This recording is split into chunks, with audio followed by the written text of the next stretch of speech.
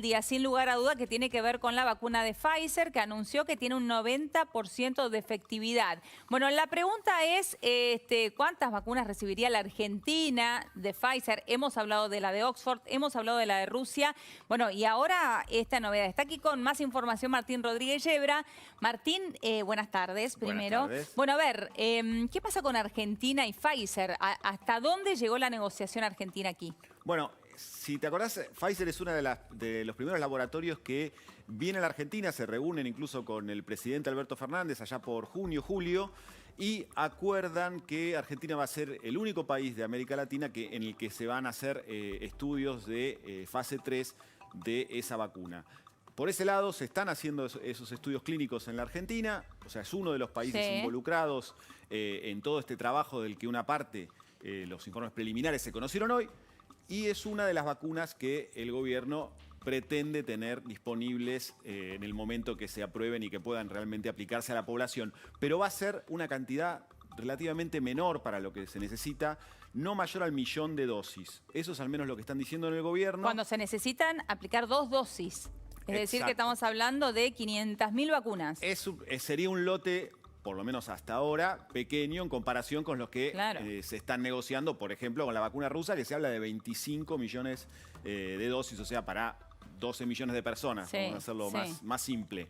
Y también seguramente menor que lo que implica la vacuna de AstraZeneca que se fabricaría en el país. Claro. Con lo cual también cuando esa vacuna, esperemos, esté aprobada, va a ser mucho más sencillo que se difunda en el país. En el caso de la de Pfizer, es un lote menor el que por lo menos hasta el momento está acordado y tiene una explicación que tiene que ver con la tecnología principalmente. Esta es una vacuna que requiere 80 grados bajo cero para estar en condiciones de almacenamiento y después de ser aplicada.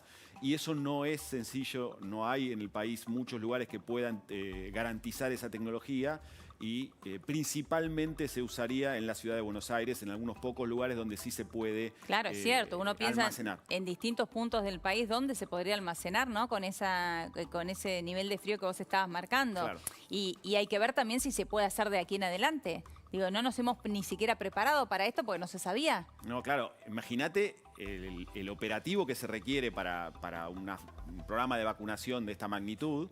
Sí. Encima con este detalle tecnológico. Claro. Que no tenés posibilidad de sostener la cadena de frío en todo el país. Bueno, por eso no es la principal apuesta del gobierno esta vacuna que hoy está generando, bueno, conmoción en los mercados. Pero impresionante el impacto que ha tenido en los mercados, en la bolsa. Exacto, a nivel mundial, y porque es, bueno, en definitiva una de las pocas buenas noticias que hemos recibido a nivel humanidad en los últimos meses, ¿no? Decir, bueno, una de las vacunas al menos, por lo menos en lo que son los informes preliminares, nos está dando 90% de efectividad, que ya es, bueno, si fuera así, es una parte importante del problema en vías de solución, ¿no? Claro, por supuesto. Bueno, así que por ahora la Argentina se aseguraría 1.000.000 de vacunas, es decir, 500.000, en realidad, personas que podrían llegar a recibir la vacuna de Pfizer. Eso es lo que se sabe hasta el momento. Hay que ver si esto se puede ampliar, pero bueno, tenemos esa limitación que bien marcabas. Sí, claro, para el gobierno, digamos, es, como para todo el mundo, una buena noticia, pero no es esta la gran apuesta del programa que se piensa que el propio presidente, con, si querés, una dosis alta de optimismo, presentó el viernes pasado, ¿no? En el que se habla de un operativo que empezaría en diciembre. Estamos a 3 semanas de diciembre. No parece que estemos en condiciones de garantizar que estén todas las aprobaciones dadas para entonces y que el país efectivamente pueda tener ya una buena parte de su población vacunada antes de que termine el año.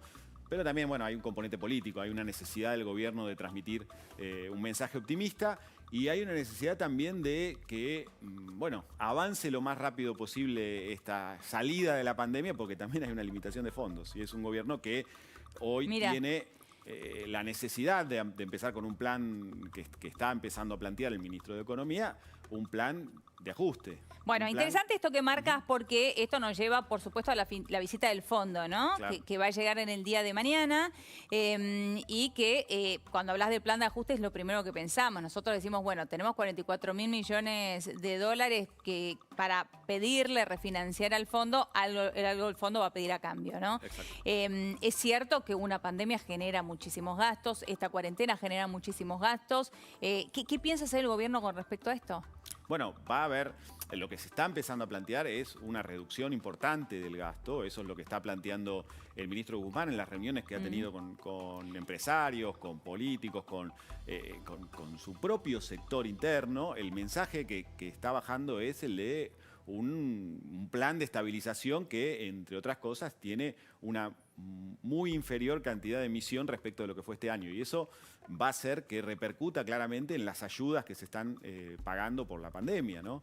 El IFE es el caso más simbólico, que probablemente el ATP. nos enteremos, y el ATP nos Claro. enteremos en los próximos días o horas de un fuerte recorte en la cantidad de gente que cobra este tipo de asignaciones y que eso, bueno, pensando ya en el año que viene, debiera ser mucho menor para empezar a plantear esa reducción del gasto, un déficit del que se está hablando de posiblemente menos del 4%, Sí. cuando este año algunos economistas lo calculan en el 10 o en el 12, eso implica una Es reducción muy enorme, fuerte. una enorme reducción. Es Estamos una enorme hablando reducción. del 10 al 4. Claro, lo que pasa es que Claro. también tenés que tener en cuenta la posibilidad de un repunte económico que de alguna manera te permita achicar lo que sería en cantidad de dinero lo que tenés que ajustar, ¿no? Sí. Pero todo eso requiere la esperanza, y ya te diría que más que la esperanza, la realidad de que la vacuna efectivamente permita, por un lado, una economía que empiece a crecer o que tenga una actividad diferente y por ende un Estado que tenga que poner menos la mano en el bolsillo Claro, para no tenga que estar tapar tan esa necesidad. presente. Sí, Exactamente. totalmente. Entonces hay una necesidad de la vacuna no solamente sanitaria, sino de urgencias económicas. Claro, bueno, pero es interesante esto que marcas, Martín, porque cuando uno piensa en cómo el gobierno de a poco, más allá de que sigan habiendo muchos casos en distintos puntos del país, quizás sí bajó aquí en el AMBA, pero igualmente el virus sigue circulando, empieza a ver la necesidad de, terminar con la cuarentena, empezar a dar un paso adelante y el famoso convivir con el virus, hacerlo real, no solamente por un tema de reactivación de la economía, sino también para empezar a achicar gastos. Sin duda, sin duda. Y está claro que el gobierno ya terminó con aquella vieja dicotomía de la salud o la economía. Está claro que hoy, con la curva aparentemente en descenso, ya el gobierno dice, bueno, enfilemos hacia la recuperación económica. Pero es cierto que eso va a ser muy difícil mientras la vacuna no exista, porque es la prueba que estamos viendo del resto del mundo. Y acá hay una carrera también contra las temporadas, ¿no? Porque a la Argentina sueña, y el gobierno, y casi te diría cualquier actor económico y casi cualquier ciudadano, con que la vacuna empiece a hacer efecto antes de que llegue el otoño y el invierno en la Argentina, para que se evite esa segunda ola que hoy estamos viendo como golpea a Europa. A Europa, sí, que es realmente fuertísima. Hablábamos, me dicen si ya está Domi del Hacha. Muy bien, vamos a ir, Martín, a Estados Unidos, que está Domitila del Hacha, porque vamos a ver, bueno, qué dijeron Donald Trump y qué dijo Joe Biden con respecto al anuncio de Pfizer. Un anuncio que golpeó muchísimo, digo, para bien, trajo muchísima esperanza y eso se vio en los mercados. Bueno, ¿qué dijeron los presidentes de Estados Unidos, el presidente electo y el presidente en ejercicio? Domi, ¿cómo estás? Buenas tardes. Hola, Elio, muy buenas tardes. Sí, como bien decís, creo que podemos decir Donald Trump y Joe Biden por fin se ponen de acuerdo en algo y eso es en la celebración de lo que es este buen augurio de la vacuna Pfizer, que si bien ya no está para salir al mercado, vamos a aclararlo, porque hay muchos especularon con que en un par de días la vamos a tener en farmacias o la van a empezar a distribuir y no es así, pero lo que sí tuvimos es este laboratorio que anunció realmente señales muy prometedoras en lo que son sus fases de testeo en humanos, sus fases de testeos de esta vacuna que están esperadas en los Estados Unidos, sobre todo lo que es esta tercera ola de contagios. Recién los escuchaba hablando de la segunda ola en Europa, esta es la tercera ola en Estados Unidos. Un contraste igual entre los mensajes de Trump y Biden. Trump que celebró el alza en los mercados. Sí, ahí estábamos viendo justamente, perdón, Domi, justo estábamos viendo ese tuit, celebrando el alza en los mercados. Así empieza el tuit de Donald Trump. Vamos a ver si lo ponemos nuevamente. Ahí está. La vacuna llega pronto, reporta un 90% de efectividad. Tan buenas noticias. Esto tuiteó Donald Trump. Este fue el mensaje del presidente Trump, un mensaje corto, al pie, si se quiere, muy característico de lo que ha sido él. Después también se habló mucho de lo que ha sido su esfuerzo y esta operación Warp Speed por acelerar la creación de una vacuna contra coronavirus. Y muy por el contrario, vimos desde el presidente electo Biden un comunicado muy largo, celebrando también lo que es el avance de la ciencia y de esta vacuna que realmente tanto se necesita en un país que ha sufrido y sigue sufriendo muchísimo el avance. Hace minutos nada más, Elio, Estados Unidos confirmó que se ha roto la barrera de los 10 millones de casos. Es muchísimo ya lo que se está viviendo. Estamos hablando de más de 100.000 casos diarios hace ya casi una semana, lo que se traduce en este nuevo récord en infecciones, principalmente en el centro norte de Estados Unidos. Claro. Ahora. Domi, el comunicado de Joe Biden, que vos decías, mucho más extenso, ¿no? Que el tuit de Donald Trump, muy eufórico el tuit de Donald Trump, es un poquito más prudente, ¿no? Que el de Donald Trump. Si bien celebra de alguna manera el anuncio del 90% de efectividad de esta vacuna, lo toma con mayor prudencia. Totalmente, creo que lo que estamos viendo va en línea con lo que ha dicho, no solo en su discurso el último sábado cuando habló ya como presidente electo, sino con lo que anunció hoy, que es un nuevo equipo de tareas para su primer día como presidente el próximo 20 de enero de 2021. Y esta tarea, que será la lucha contra la pandemia, no es algo que se vaya a resolver por la llegada pronta de una vacuna, es algo que tardará y tardará meses, y es también parte de lo que será un trabajo conjunto, ya no solo entre gobernadores, sino parte de una estrategia nacional, algo que le ha faltado a Donald Trump y algo por lo que ha sido muy criticado y hasta algo por lo que, según muchos dicen, quizás le costó hasta la elección. Claro. Ahora, Domi, pensaba mientras leíamos y repasábamos el tuit de Donald Trump, ¿no? Tuitea estas cosas, pero sigue sin hacerse cargo de su derrota. Todavía vemos, Elio, un presidente que niega los resultados de estas elecciones, si bien estamos hablando de resultados que no han sido certificados por autoridades estatales, son resultados que la verdad parecen irreversibles, algo que no se va a dar vuelta, sobre todo porque quizás mucho se hablaba de esta comparación entre la elección que estamos viendo hoy, o que vimos en estos últimos días, en verdad, con la elección de 2000, donde se terminó de disputar la contienda electoral en la Corte Suprema. Esto es muy difícil que pueda llegar a suceder, porque estamos hablando de una elección que se terminó definiendo primero, al menos hasta ahora, por los estados de Pensilvania y de Nevada, y cuando la diferencia de votos es realmente de miles, no estamos hablando de una diferencia en la que es muy estrecha. Ese nivel de estrecho se ve nada más en el estado de Georgia, que es donde ahora se trabaja actualmente en un recuento de los resultados de estos votos que han sido emitidos en los últimos días. Claro. Ahora, Domi, bueno, hubo cargadas y celebraciones de todo tipo, ¿no? A partir del triunfo de Joe Biden. Sin duda, Elio, lo que vimos, como pasa en la Argentina, se llenaron las redes primero de memes de todo tipo y después, 85 minutos después nada más de lo que fue el discurso de Joe Biden, vimos podemos decir, el emblemático programa Saturday Night Live emitir un especial con Jim Carrey y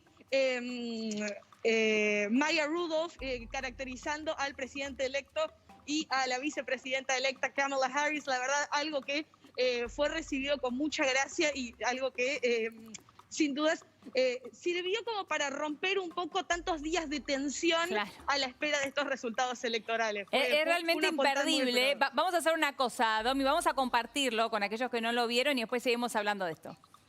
Dale. Situations in life, and this is one of them, where there must be a winner and a loser.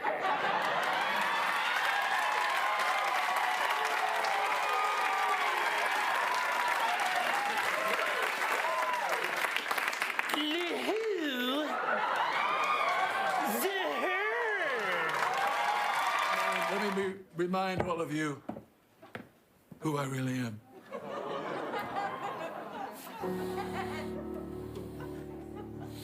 Hey, hey, hey, hey, hey, hey, macho man.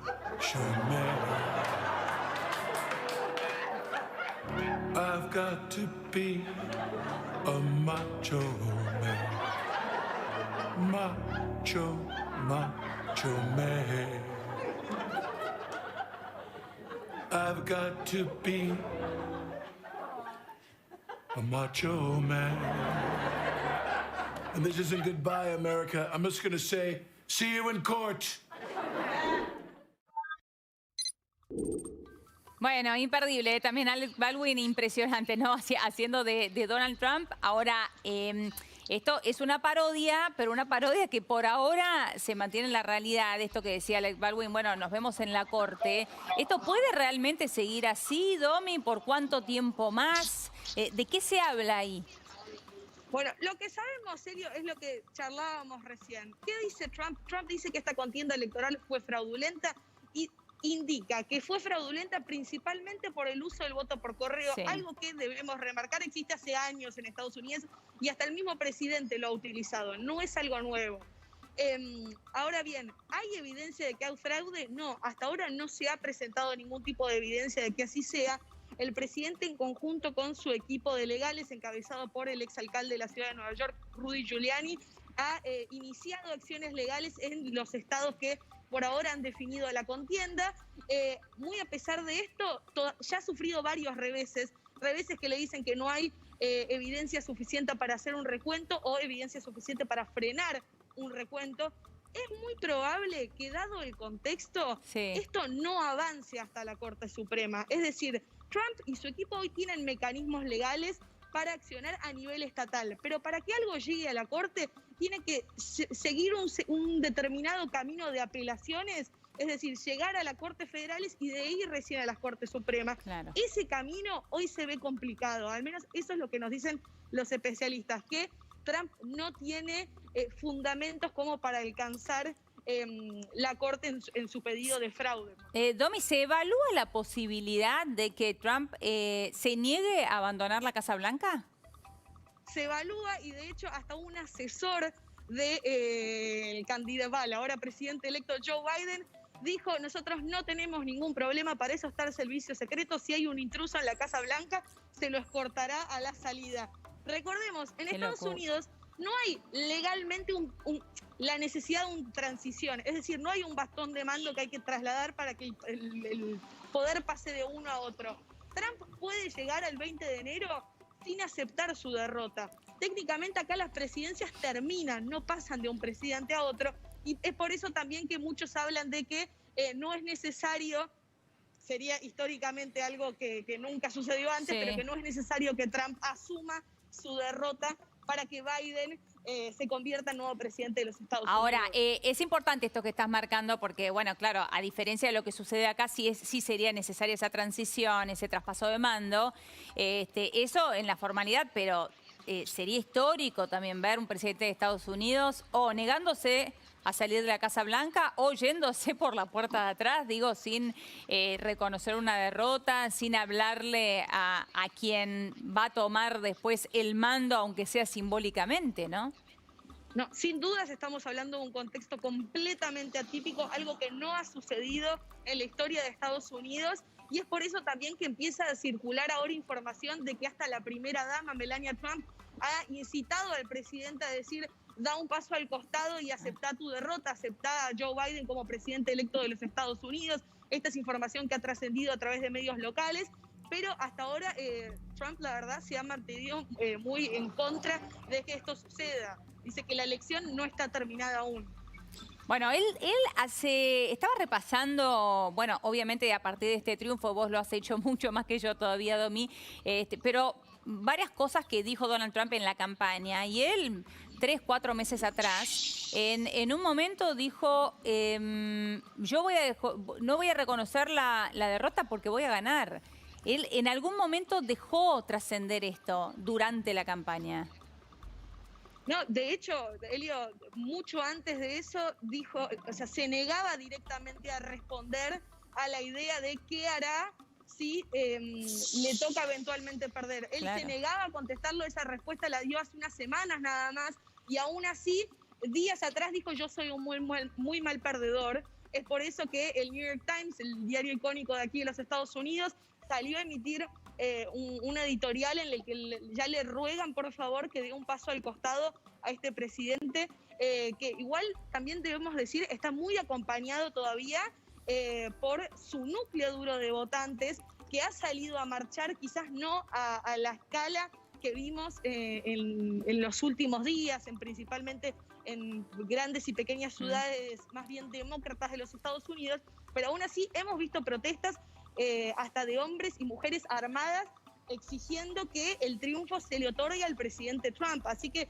veremos cómo se desenvuelve esto en los próximos días, pero hasta ahora vemos a un mandatario que rechaza toda idea de aceptar que Biden es el gran vencedor de esta contienda electoral.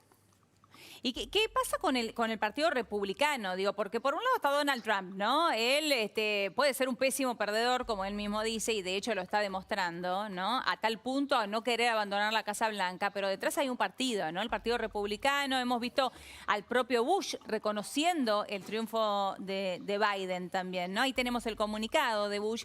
¿Qué pasa con el Partido Republicano? ¿No le está pidiendo a Donald Trump que reconozca su derrota, que dé un paso al costado? Lo vemos y vemos cómo este partido republicano se empieza a fracturar aún más diría, de lo que ya estaba al momento de esta elección, porque recordemos, hubo un sector dentro del partido republicano que decidió romper con, si se quiere, la línea de pensamiento o la línea de acción del presidente Trump, una línea que pasó a llamarse The Lincoln Project, el proyecto Lincoln. Esta línea de republicanos ya han celebrado a Joe Biden como presidente electo y insisten con esto de Trump, por favor, da un paso al costado. Ahora hablabas del expresidente Bush, pero también lo vimos a Mitt Romney, el ex candidato presidencial que batalló a Barack Obama en las elecciones de 2012. Todos estos personajes que son más que nada quizás de el ala más conservador o vieja escuela del Partido Republicano, sí se empiezan a separar de este presidente que, de vuelta, rechaza la idea de dar un paso al costado. Claro. Bueno, Domi, excelente informe. Muchísimas gracias. Muchas gracias a vos, Elio. Hasta luego, beso grande. Y hablábamos de cómo se tomó el anuncio de la vacuna de Pfizer, el 90% de eficacia aquí en la Argentina, y hablábamos hace un ratito, Martín, del espejo y lo que nos muestra Europa que puede llegar a volver a pasar aquí en la Argentina. Sí, esa es la imagen que todo argentino sueña con evitar en mayo, en junio, en julio del año que viene, ¿no? Las calles vacías, los toques de queda, los confinamientos absolutos, esto que está viviendo hoy Europa, que, bueno, sería, si uno lo traslada a 6, 7 meses en adelante para la Argentina, sería catastrófico, ¿no? Pensar en otro año con esas características, ¿no? Claro. Eso es lo que, de alguna manera, implica la vacuna. Evitar tener otro año entero de las características de que fueron desastrosas y que, bueno, si saliera todo como algunos prevén, como los más optimistas prevén, quizás el año que viene no tengamos que pasar esas imágenes en la Argentina. Claro. Pero hoy nada lo garantiza y las expectativas de esta nueva vacuna, la vacuna de Pfizer, son muy buenas, pero nada dice que vaya a estar en diciembre para empezar a vacunar como el gobierno de alguna manera sugirió la semana pasada. Claro, bueno, ahora el gobierno la semana pasada sugirió eso de la vacuna rusa, ¿no? De la rusa. Todavía que ni siquiera teníamos esta novedad de Pfizer. Supuestamente en 15 días va a haber un informe similar por parte de Rusia para explicar cómo van las fases de prueba en humanos, Sí. pero todavía no sabemos qué es lo que va a decir, por mucho que en algún momento se firme ese contrato para la compra de las 25 millones de dosis, que no se firmó todavía, ¿no? Claro, o sea, Más allá bueno, de los anuncios. sí, diciembre la verdad que es demasiado auspicioso, estamos a un mes, Sí, nada, sí, menos. menos, sí. O sea que uno tendría que empezar a pensar a ver qué va a pasar a comienzos del año que viene y a partir de ahí el proceso de vacunación, si realmente ya existe una vacuna. Mira, hace ya bastantes meses uno de los especialistas nos dijo, y yo pensaría en septiembre del año que viene. Septiembre del año que viene, ¿eh? Así que vamos a ver, Sí, a ver. quizás es una mirada Claro. más realista. Más pero realista, totalmente, totalmente. vamos a ver. Bueno, Martín, la seguimos en un ratito. Muchas Gracias, gracias. Bien, y de aquí me voy al encuentro de Juan Pablo Zanotto con las noticias del mundo. Buenas tardes, Juanpi.